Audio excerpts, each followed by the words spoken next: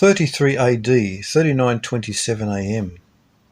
Jesus declared that, quote, "I am not sent but to the lost sheep of the house of Israel," unquote. Judah continued to honour the law and the prophets, though they added Talmudicism, and for this their strong affinity toward tradition. The Jews are easily identifiable in Roman times, as they are even 2,000 years later. The Jews have never been lost. All know who they are. The Jews assumed that the covenants belonged only to them, for they still possessed Jerusalem and their lot in the land of promise, they being totally oblivious that millions of people in those days dispersed throughout Asia, Africa and Europe were also the descendants of Abraham, Isaac and Jacob, Israel. To the Jews, the other countless millions were also to be ignored by God, those in deepest Africa, the Middle East, India and the Far East, and those rumoured to be living on the other side of the world. By excluding the whole world from the promises of God, the Jews cursed themselves when Jesus was taken to Pontius Pilate. The Jews cried, quote, "Let his blood be upon us and our children," unquote, as Pilate washed his hands of the matter. The Greek word lost in lost sheep is apolumai, which is made of root words meaning separated by punishment, apo and olumai.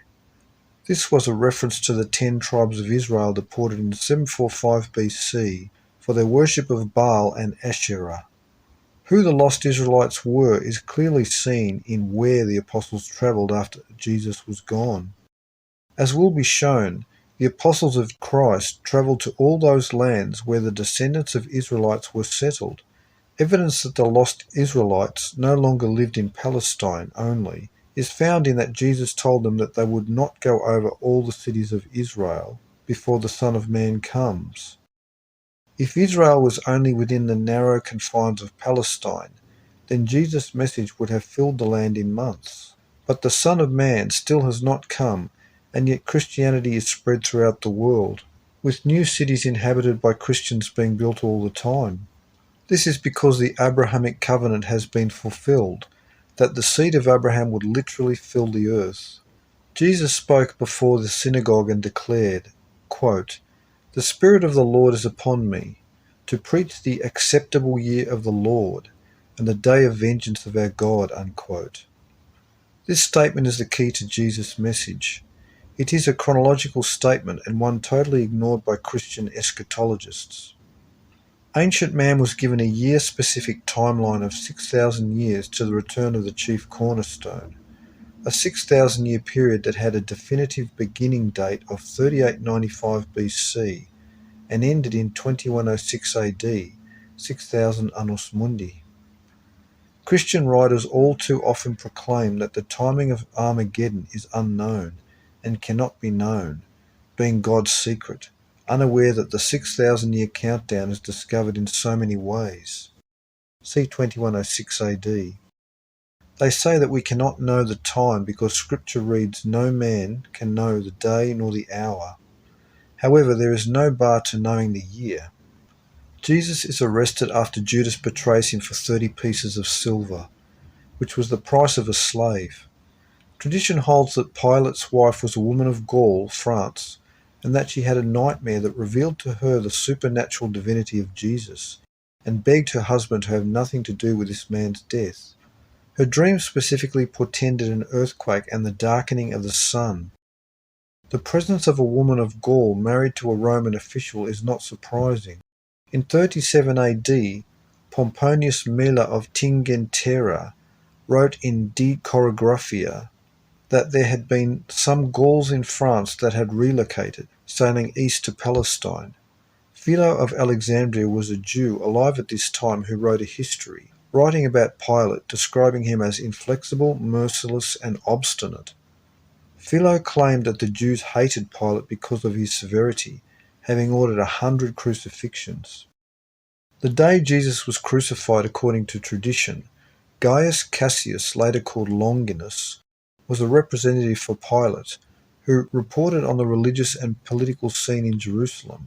Because the Passover was approaching, the Jews wanted the 3 men on the crosses to be dead by sundown, so they petitioned the Romans to break their legs. When the soldiers broke the legs of the 2 men on either side of Jesus, Gaius Cassius, in an act of mercy, stabbed Jesus in his side with a spear, fulfilling 2 Old Testament prophecies. Isaiah wrote that, quote, "A bone of him shall not be broken," unquote, and Ezekiel wrote that, quote, "They shall look on him whom they have pierced," unquote. The crucifixion of Jesus fulfilled an ancient motif. In human sacrifice in antiquity, the victim was bought for a price.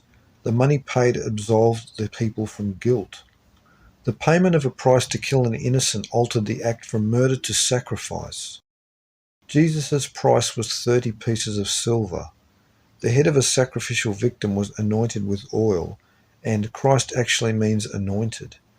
It was important that the victim made no show of resistance, but had to accept his or her fate in order for the people to gain by the sacrifice. For this reason, drugs were often used to sedate the victim, and often, after sedated, the bones of the victim were broken so as to prevent struggling or resistance once the sacrificial ceremony began. This was all common knowledge in the days of Isaiah, giving more meaning to his prophecy that no bones of Jesus would be broken. This meant that his sacrifice was completely voluntary, even though it was also literally fulfilled. This willingness made Jesus the kinsman redeemer of those he gave himself for. Jesus was executed upon a stauros, a stake. Roman crucifixion was not on a cross, but on a stake that the victims were nailed to. The majority of Christian authorities affirm that the date for the crucifixion was 33 AD. The year 33 AD is itself quite unimportant, calendarically, under any calendar. While this is noteworthy, we turn here to the erudition of Oswald Spengler, who in his Decline of the West, concerning Jesus' statement, "My kingdom is not of this world," wrote, quote, "This is the final word which admits of no gloss, and on which each must check the course wherein birth and nature have set him. There is no bridge between directional time and timeless eternity, between the course of history and the existence of a divine world order," unquote. The Gematria specialist Bonnie Gaunt wrote that the value for the Greek word resurrection is 963, Greek being the language of the New Testament. It has already been shown that in 931 BC, Israel and Judah split into the 2 kingdoms, and that this division began a 3,000-year countdown to the resurrection event in 2070 AD. Interestingly, 931 BC also began a 963-year resurrection to 33 AD.